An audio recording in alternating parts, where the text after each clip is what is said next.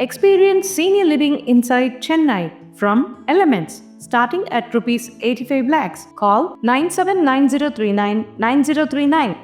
No, today already in my Twitter I have thanked our Honorable Prime Minister Shri Narendra Modi ji for reminding the welfare of the Tamil Nadu artisans to the Tamil Nadu Chief Minister. They have ruled this Tamil Nadu for more than 5 times. They have not thought about the welfare of the artisans. When our Honorable Prime Minister introduced a scheme named Vishwakarma scheme, more than 8.5 lakh Tamil Nadu artisans registered in that scheme for help. Then immediately they woke up and now they have introduced in that scheme in the name of Kalaignar, father of Stalin. They don't leave any scheme. Every scheme they want to name in the name of Kalaignar, and they have named it. And only to oppose, not for the welfare of the Tamil Nadu artisans, only to oppose the Vishwakarma scheme, they are introducing this scheme, and they want to blame the central government that we are not getting any finance from that. This is the artisans is going to get the finance from the revenue from the central government. They are denying it. So everything they want to politicizing. They don't have anything in their mind about the welfare of Tamil Nadu people. Only vote bank politics and only politicizing everything. And now they are telling Shah, no Shah can do anything about that. Why you want to so jittery? Immediately after, since the formation of the DMK and the ADMK and the BJP alliance, he became so jittery.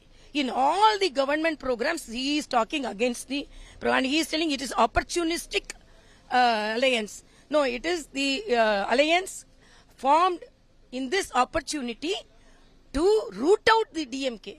So this is formed because of the great ambition of rooting out the anti-people DMK government.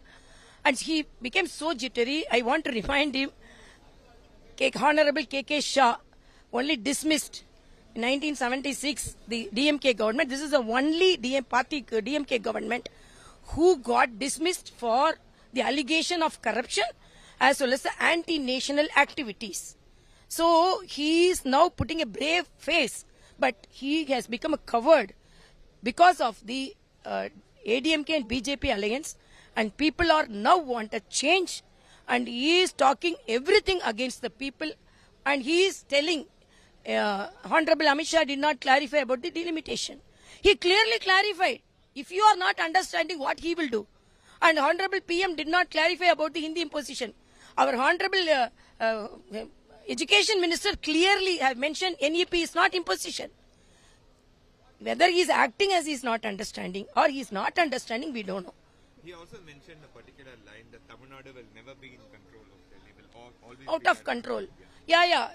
DMK will be out of control of people in 2026. He has predicted that. I'm asking, when genocide was there in Sri Lanka, lakhs and lakhs of Tamil brothers and sisters were killed. He bowed to Delhi and he did not prevent the killings of Tamil people in the Sri Lanka. And he is talking about autonomy of the state. He didn't even utter a single word when he was the part of the Manmohan Singh government. He was bowing to the Delhi at that time. And another thing, they are talking about the bringing the education to the concurrence list of the state. Only during the emergency period they gave it. And they didn't talk about that when they were in the power for more than 16 years. DMK was the part of the central government. We are bowing to the Delhi, we are bowing to Sonia Gandhi, we are bowing to Manmohan Singh, and now we are talking, you don't bow.